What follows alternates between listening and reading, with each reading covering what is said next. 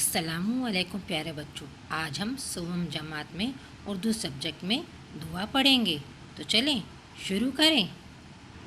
हाथ उठाएं, सर को झुकाए, तेरे करम की आस लगाए।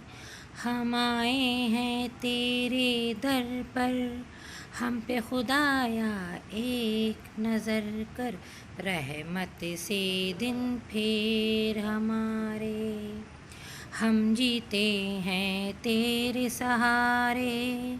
नाम पे तेरे जान फिदा हो, कोई ना दिल में तेरे सिवा हो।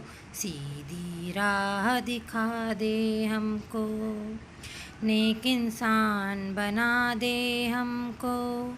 राहत दे दे, इज़्ज़त दे दे, इल्म हुनर की दौलत दे दे, इल्म हुनर की दौलत दे दे। किताब में दिए गए अल्फाज माने आपको याद करने हैं और सवालों के जवाब आपको लिखने हैं। इसके अलावा आपकी किताब में जोड़ियाँ दी गई है। देखिए, इस जोड़ियों को सही जोड़ लगाने हैं और शेर पूरा करना है। इस नज़्म को ज़बानी याद करें।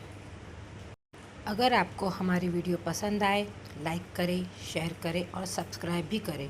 Thanks for watching. प्यारे बच्चों, अल्लाह हाफिज़।